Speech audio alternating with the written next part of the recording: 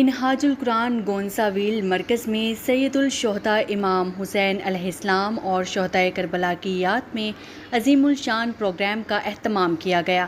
Programme کا اہتمام زیر صدارت حسن ارشد صدر منہاج القرآن گونساویل کیا گیا۔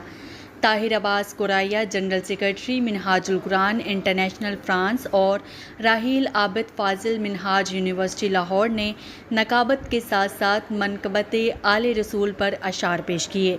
پروگرام کا آغاز تلاوت قرآن پاک سے کیا گیا۔ اس کے بعد زاہد محمود چشتی، محمد عظیم، محمد محمود، دانش علی بھٹی، حافظ عمر اور دیگر نے انتہائی خوبصورت انداز میں اپنی اپنی حاضری پیش کی۔ ڈائریکٹر منہاج القرآن انٹرنیشنل ناروے محترم المقام علامہ محمد اقبال فانی نے اہل بیت کے مقام مرتبے پر جامع گفتگو کرتے ہوئے فرمایا کہ 1400 سال گزر جانے کے باوجود امام اعلی مقام امام الشہداء امام حسین کی شہادت کا تذکرہ بڑھتا جا رہا ہے اور شہدائے کربلا کی قربانیاں اہل حق کے لیے مشعل راہ بھی ہیں اور ثابت قدمی کا ذریعہ بھی۔ خصوصی دعا ناظم دعوت تربیت منہاج القرآن انٹرنیشنل فرانس علامہ حافظ اقبال اعظم صاحب نے فرمائی۔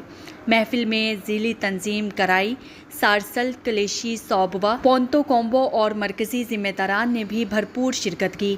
آخر پر حاضرین محفل کے لیے لنگر حسینی کا بہترین انتظام کیا گیا۔